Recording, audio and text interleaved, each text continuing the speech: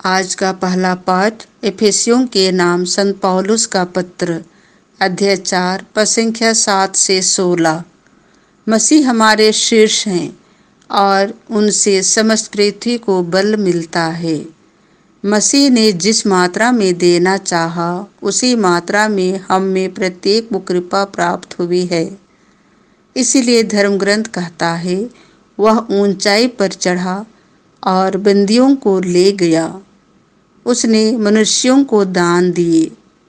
वह चढ़ा, इसका अर्थ यह है कि वह पहले पृथ्वी के निचले प्रदेशों में उतरा।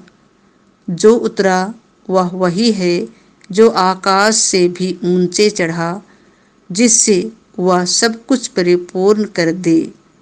मसीह ने कुछ लोगों को प्रेरित, कुछ को नबी, कुछ को सुसमाचार प्रचारक और कुछ को चरवाहे तथा आचार्य होने का वरदान दिया। इस प्रकार उन्होंने संतों को सेवा कार्य के लिए नियुक्त किया, जिससे मसीह के शरीर का निर्माण उस समय तक होता रहे जब तक हम विश्वास तथा ईश्वर के पुत्र के ज्ञान में एक नहीं हो जाएं और मसीह की परिपूर्णता के अनुसार पूर्ण मनुष्यत्व प्राप्त न कर ले।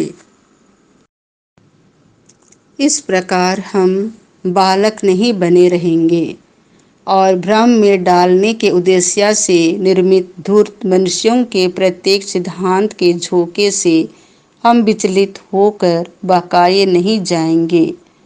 हम प्रेम से प्रेरित होकर सत्य बोलें और इस तरह मसीह की परिपूर्णता प्राप्त करें। वह हमारे शीर्ष हैं और उनसे समस्त शरीर को बल मिलता है। वह शरीर अपनी सब संधियों की सहायता से सुसंगठित होकर प्रत्येक अंग की समुचित सक्रियता से अपनी परिपूर्णता तक पहुंचाता और प्रेम द्वारा अपना ही निर्माण करता है। संत लूकास के अनुसार पवित्र सुसमाचार, अध्याय 13, पद संख्या 1 से 9। यदि तुम पश्चाताप नहीं करोगे तो सबके सब नष्ट हो जाओगे। उस समय कुछ लोग यीशु को उन गलीलियों के विषय में बताने आए, जिनका रक्त पिलातुस ने उनके बलि पशुओं के रक्त के साथ मिला दिया था।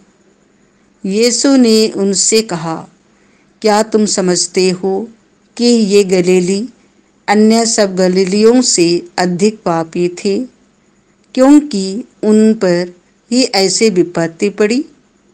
मैं तुमसे कहता हूँ, ऐसा नहीं है। लेकिन यदि तुम पश्चाताप नहीं करोगे तो सबके सब उसी तरह नष्ट हो जाओगे।